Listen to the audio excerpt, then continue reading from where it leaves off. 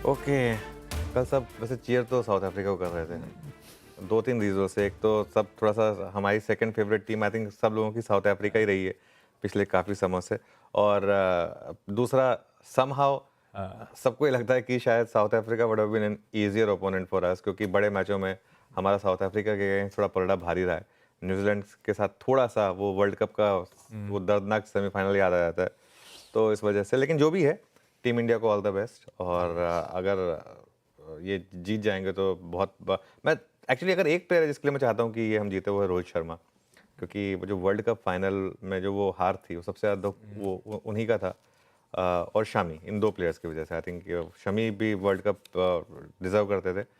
World cup नहीं जीत पाए, at least कम से कम ये चैंपियंस ट्रॉफी जीत लें। तो संडे को फाइनल होगा, उस पर हम सबकी नजर रहेगी। All the best to team India. चलिए अब आगे बढ़ते हैं और आज के मार्केट की बात करते हैं आशीष। और आज एक बहुत इंटरेस्टिंग चीज़ है, आज भारत की मार्केट के लिए क्यूज़ शानदार है। अगर आप देखें ग्लोबल क्यूज़ और अगर आप देखें लोकल क्यूज़, दोनों शानदार हैं। हाँ, कल रैली हुई है लेकिन फिर भी हम बहुत ओवरसोल्ड हैं। कल क्रूड का रेट $70 के नीचे आया। आई थिंक मैं सबसे पहले इसको डिस्कस इसलिए कर रहा हूँ क्योंकि हमारे मैक्रो के लिए सबसे बड़ा क्यू यही है। तो खैर वैसे भी काफ़ी रैली हमने देखी है ऑयल मार्केटिंग कंपनीज में और बाकी सब स्टॉक्स में, लेकिन मैक्रो के लिए एक बड़ा पॉजिटिव है। तो सबसे बड़ा फैक्टर तो ये कि क्रूड का भाव जो है $70 के नीचे आया। दूसरा, जो कल लग भी रहा था कि थोड़ा टैरिफ में रिलैक्सेशन की उम्मीद बनेगी, थोड़ा सा पुश किया जाएगा उन टैरिफ को मैक्सिको पर, कनाडा पर, उन सब पर 1 महीने का रिलीफ मिलेगा शायद। वो एक उस उम्मीद में भी एक यूएस मार्केट में एक अच्छी रैली मिली। अगेन काफ़ी हद तक हम इसको पचा के गए थे क्योंकि डाउ फ्यूचर्स, नैस्डैक फ्यूचर्स सब ऊपर थे, लेकिन जहाँ छोड़ के गए थे उससे थोड़ा ज़्यादा ही हमने ऐड किया, तो वो एक और पॉजिटिव माना जाएगा। और आई थिंक सबसे बड़ा पॉजिटिव जो डोमेस्टिक मार्केट में है, वो जो कल आरबीआई ने बैंकिंग सिस्टम में 1.8 ट्रिलियन का एक अनाउंसमेंट किया है लिक्विडिटी इन्फ्यूजन का। आई थिंक ये बड़ा क्यों है। अब आज भी अगर नहीं चले तो फिर दिक्कत है, लेकिन ये आरबीआई ने किया क्लियरली, एक के बाद एक आरबीआई स्टेप्स ले रहा है। ये शुरुआत हुई थी जब जब प्रीवियस गवर्नर छोड़ के गए थे सीआरआर कट के साथ, उसके बाद नए गवर्नर के आने के बाद से ये सब हमने देखी ये चीज़ें, और जितना मार्केट एक्सपेक्ट कर रहा था उससे ऑलमोस्ट डबल इन्फ्यूजन है ये।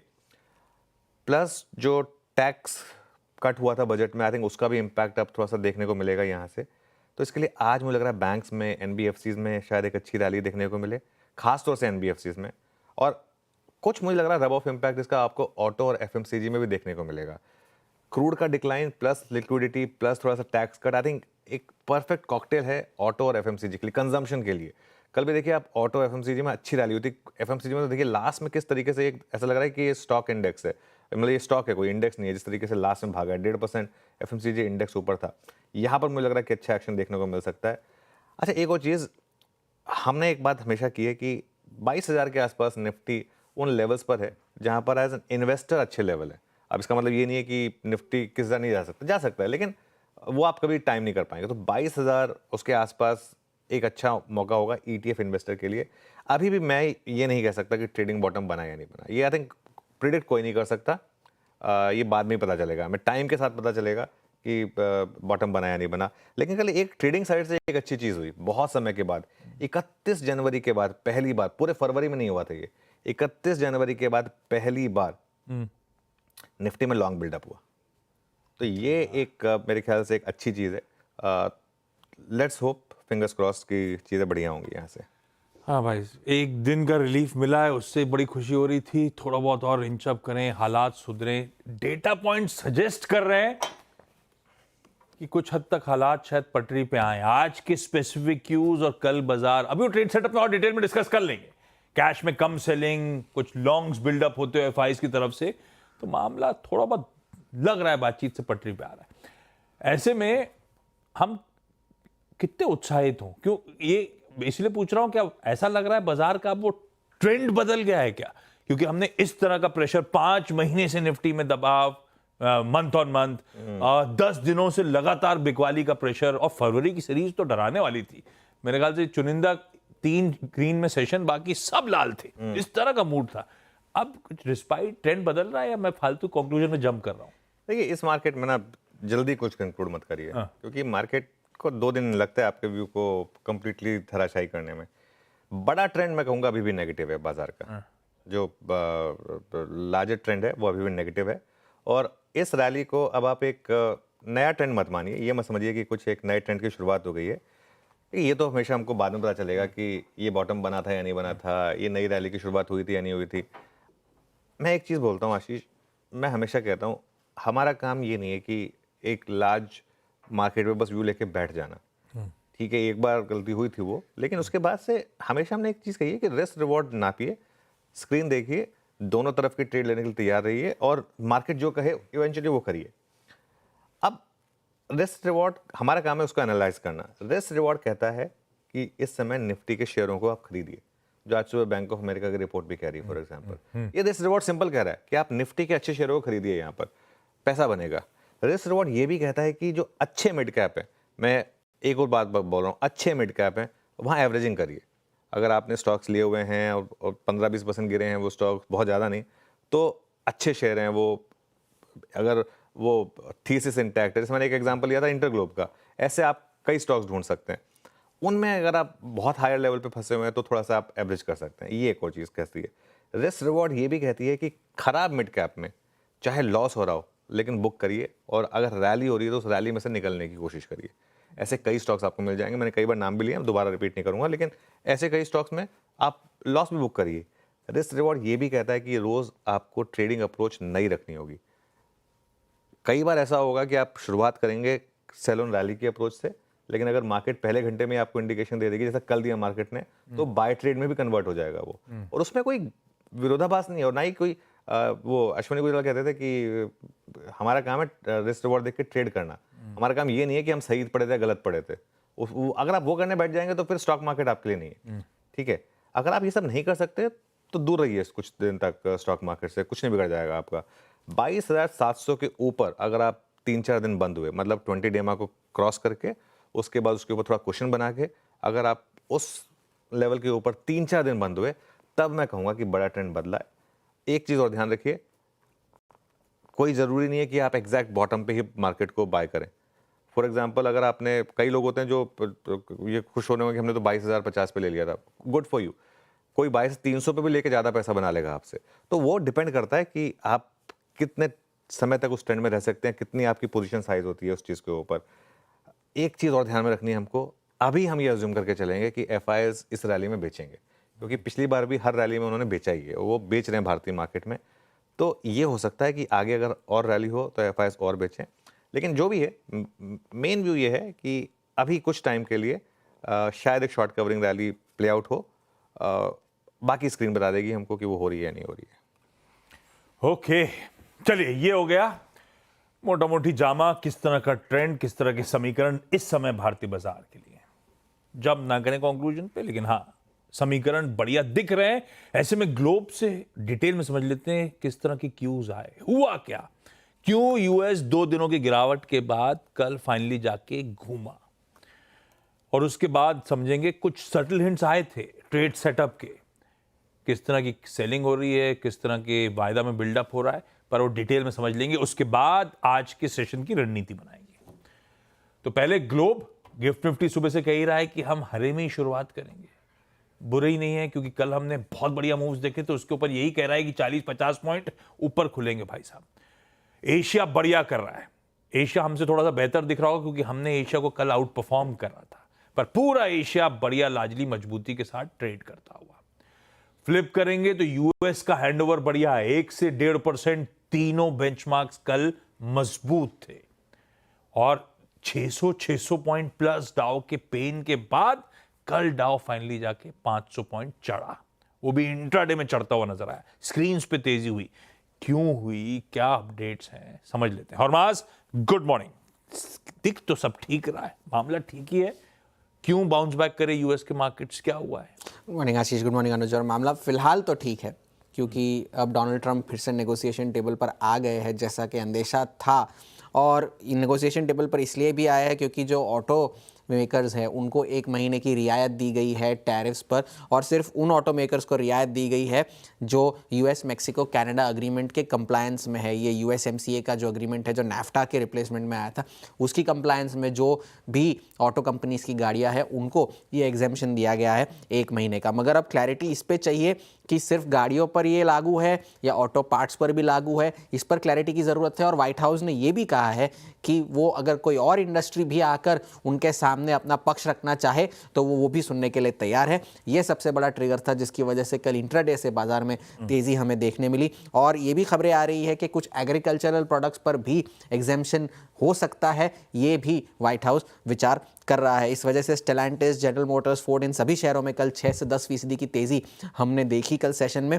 मगर कनाडा जो है अभी भी पूरी तरह से तैयार नहीं है। उन्होंने कहा है कि जब तक यूएस के टैरिफ लागू रहेंगे हमारे भी टैरिफ लागू रहेंगे। मिडिल ग्राउंड की कोई उम्मीद नहीं है कि आप अगर टैरिफ कम करें और हमसे उम्मीद करके हम सारे हटा दें, ये गलत है। तो तब तक ये सारे टैरिफ्स लागू रहेंगे। मगर इक्विटीज़ के बियॉन्ड जो सबसे बड़ा एक्शन हमने देखा वो डॉलर में देखा, क्योंकि डॉलर जो है अब 104 के लेवल्स पर आ गया। और वो लेवल हमने तब देखे थे नवंबर 2024 में डोनाल्ड ट्रंप की जीत के कुछ ही दिनों 7 नवंबर को हमने ये लेवल देखे थे 104 के। और यूरो जो है वो रैली कर रहा है डॉलर के मुकाबले में, क्योंकि जर्मनी ने काफ़ी सारे अनाउंसमेंट्स किए हैं। 500 बिलियन यूरो के इंफ्रास्ट्रक्चर फंड की घोषणा की है, डिफेंस स्पेंडिंग में बढ़ोतरी की घोषणा की है जो कल चीन ने भी किया था।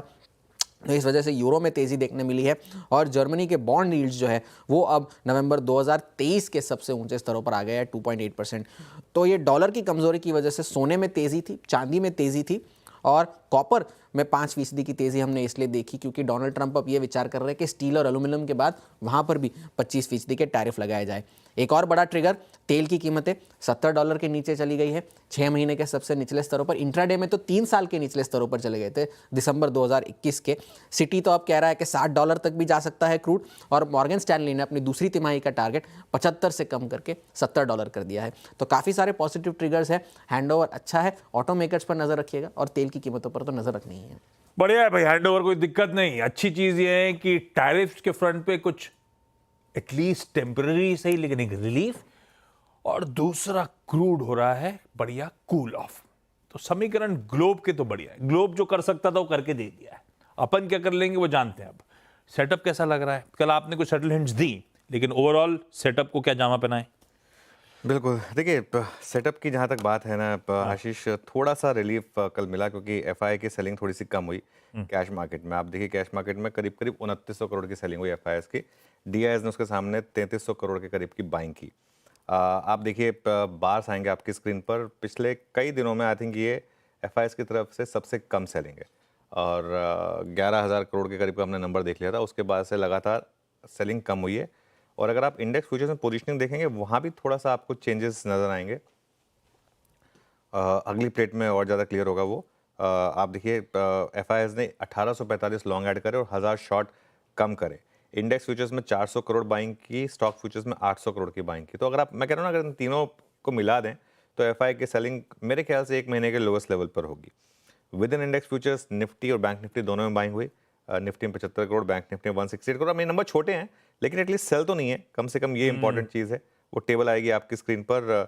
एक कहाँ हम 2-2 हज़ार करोड़ की सेलिंग भी देखते थे इंडेक्स फ्यूचर्स में, एटलीस्ट वो तो नहीं हो रहा है। अब थोड़ी सी बाइंग ही है। और लॉन्ग शॉर्ट भी देखिए अब चेंज हो रहा है। 1845 जैसे मैंने कहा लॉन्ग ऐड हुए, 1000 शॉर्ट कम हुए सिस्टम में। लॉन्ग शॉर्ट का ग्राफ आएगा आपकी स्क्रीन पर, वहाँ पर हल्का सा चेंज आपको नजर आएगा। और अगर आप टेबल फॉर्मेट में देखेंगे तो वहाँ पर भी देखिए 1,84,000 शॉर्ट पर आ गए हम। 16.69% से 17.29 पर आए। तो ठीक है मामला। इंडिया वेक्स 13.67 पर, पुटकॉल रेशियो 1.05 पर, हल्का सा बढ़ा है पुटकॉल रेशियो।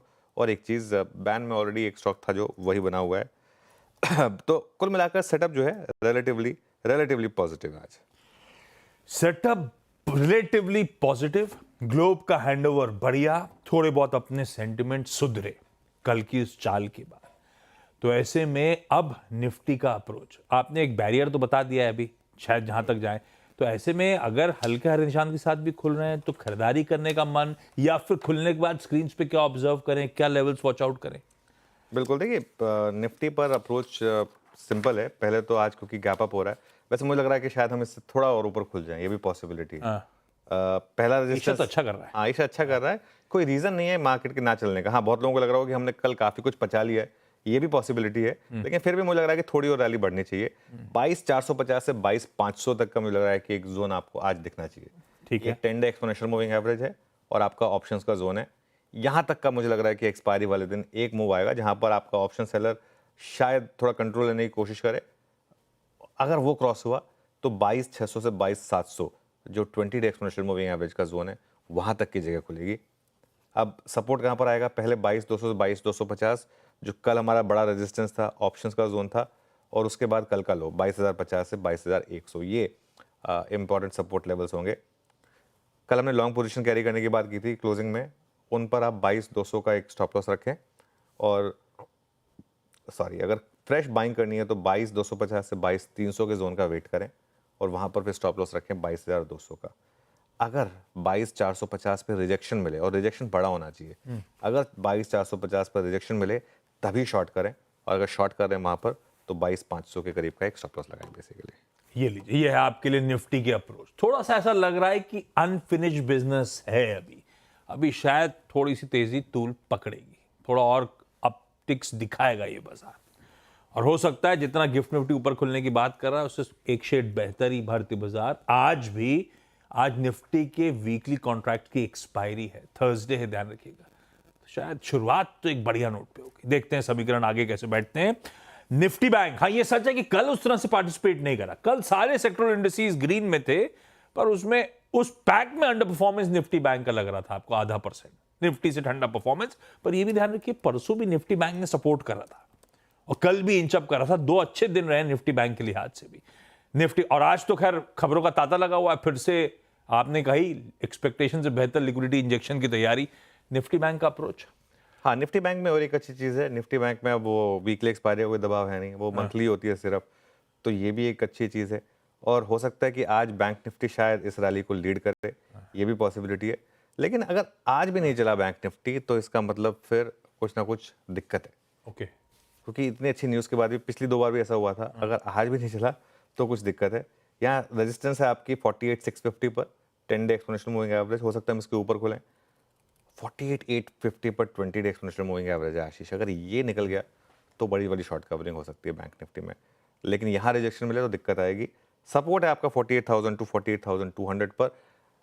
बैंक निफ्टी पे मैं फिर कहूँगा थोड़ा सा ना टफ होता है रिटेल के लिए ट्रेड करना, क्योंकि 500 से 600 पॉइंट के सीधा एक एक कैंडल में स्विंग आते हैं, उसको कोई ट्रेड नहीं कर पाएगा। तो इसके लिए थोड़ा स्क्रीन को ऑब्जर्व करें और देखें, अगर रैली टिक रही है तो शॉर्ट कवरिंग के लिए प्ले करें, लेकिन अगर रैली का रिजेक्शन मिल रहा है तो मतलब मार्केट का साइन होगा कि नहीं, फिर बैंक निफ्टी चलने को तैयार नहीं है, तब आप इन दैट केस शॉर्ट भी कर सकते हैं। तो बहुत कुछ स्क्रीन के ऊपर डिपेंड करेगा, इसमें प्री मेडिटेटेड ट्रेड लेके जाने का कोई फायदा नहीं है। बैंक निफ्टी में थोड़ा सा वेट करके देखेंगे कैसे चल रहा है। बिल्कुल ठीक। ये है निफ्टी बैंक का अपना अप्रोच। एक बार दिखाइएगा, चलिए मैं बाद में मांगता हूं, तब तक डायरेक्टर साहब रेडी भी रख देंगे। CNBC वास का मॉर्निंग पैनल रेडी हो रहा है, कुछ देर में इनसे बातचीत करेंगे। पैनल आपकी स्क्रीन पर आ गया है। पहले आज